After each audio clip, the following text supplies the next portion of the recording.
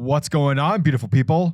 It is I, your flying locomotive, and faster than a speeding bullet SuperCliff, coming at you live with a brand new video. And for today's majestic and fantastic video, we are continuing forward with the Dawn of DC as we continue to protect the world of DC with Superman issue number 4. Before I get things started with everything related to the Man of Steel, if you are new to the channel, then smash that like and subscribe button. That way you guys never miss out on anything that happens on this majestic channel. So what are you waiting for? Let's raise the bar and go full on Super Saiyan. Hit that subscribe button.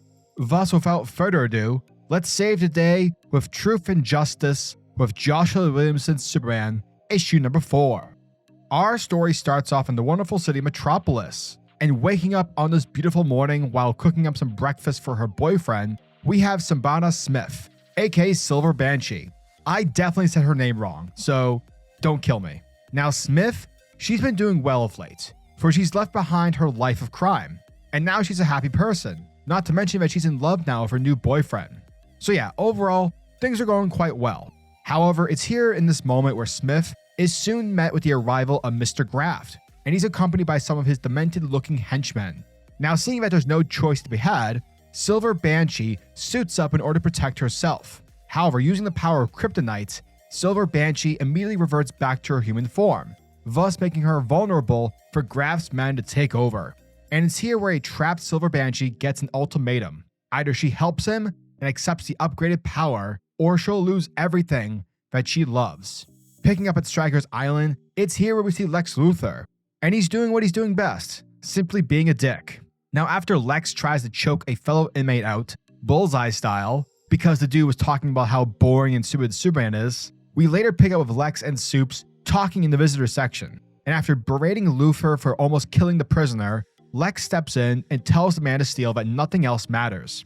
What matters is the work that we do together. From there, Lex starts to list off all the good things that SuperCorp has been doing ever since the incident following Parasite. Their partnership brokered peace between two kingdoms who've been at war for centuries. They found the lost sword of Imperiex, solved a 100-year-old alien mystery murder. Basically, the two of them have been doing pretty, solid work. However, Superman at the end of the day just isn't sold. He can't help but think that Luthor has an ace up his sleeve, and that he's not revealing it. Essentially, Luthor is still withholding information from Supes, specifically regarding his enemies, Dr. Farm and Mr. Graft. But that's when Lex tells our hero that he isn't ready to take them on. Superman goes on to tell Lex that following Parasite's defeat, Mercy and those working in SuperCorp did scans and found out Rudy's body contained heavy doses of kryptonite radiation. Basically, whatever these madmen are doing to Superman's rogues gallery is extremely dangerous. And so the longer that Lex holds back information, the worse things can get. And thus, that's when Lex tells a story.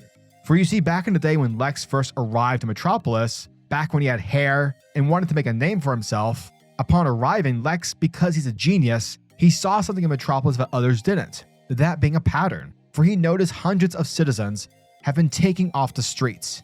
And so after using scientific genius, Lex found out that the people were being kidnapped only to be experimented on. And given that he was new to Metropolis, back then Lex wasn't willing to let his city become, a cesspool.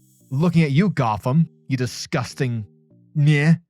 Thus, Luthor went to war with Pharma and Graft, who were behind the kidnappings. And after battle, Luthor using science was able to defeat his foes. He was able to destroy their lab and rescue the imprisoned civilians. But eventually, Luthor came to learn that this lab was just one of many. And so once the story is finished, Superman is still somewhat questioning the integrity of the story. Sure, with what Luthor said was likely true, but Clark figures that there's more to the story that Lex is letting on. Because at the end of the day, let's face it, this is after all Lex Luthor. When it comes to him, there's always more than meets the eye.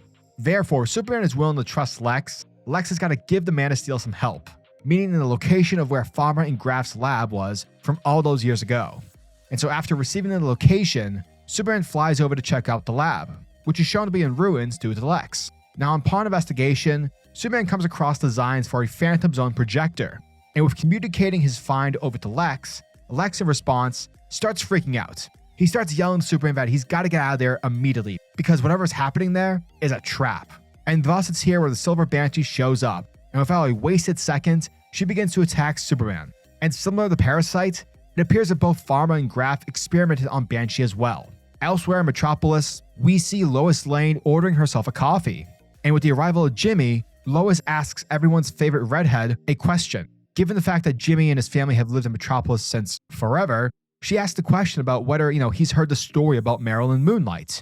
To which Jimmy, of course, tells her yes. Apparently, it's a classic Metropolis story. And it's one that Jimmy's dad would always tell him all the time. How before anything else can be said, the fight between Superman and Silver Banshee reaches the streets.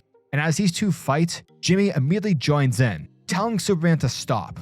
For he's begging Supes to stop fighting Banshee because it turns out that Silver Banshee's boyfriend is none other than Jimmy Olsen.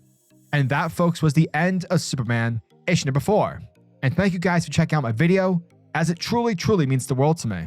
Both the talents of Joshua Williamson and Jamal Campbell bring us yet another fantastic issue featuring the Man of Steel. One of my favorite aspects about this comic is the fact that the story isn't about the end of the world type of setup. There's no mother boxes, no death metal or dark crises. At the heart of the comic, it's a basic Superman story. Something I find also fascinating from the story is how, yes, we know that Lex Luthor is a bad guy, and yes, it's probably best that we the readers don't take him by his word. Yet, I can't help but love seeing how Williamson is attempting to sway us when it comes to Luthor. It's very similar to DC Rebirth. For a while, Lex, back then saw himself as the hero. And truth be told, he was.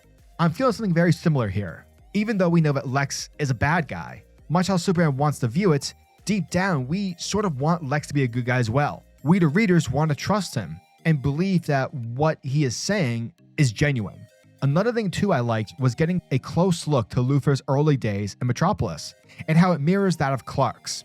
This is why Superman and Lex Luthor are the perfect foe for each other, because essentially Lex did the same thing that Clark did when he first came to Metropolis. However, Luthor likely felt the dark side because of his greed and his need to be viewed as the best of the best. There's just something very poetic about it, and I liked it. And last but not least, the art by Jamal Campbell is fantastic. Every panel featuring Metropolis, it really makes you feel that Metropolis is this ideal of a city that isn't real, yet it is a city that resembles hope and that of possibility. Jamal Campbell's art was destined to draw Metropolis and, of course, Superman.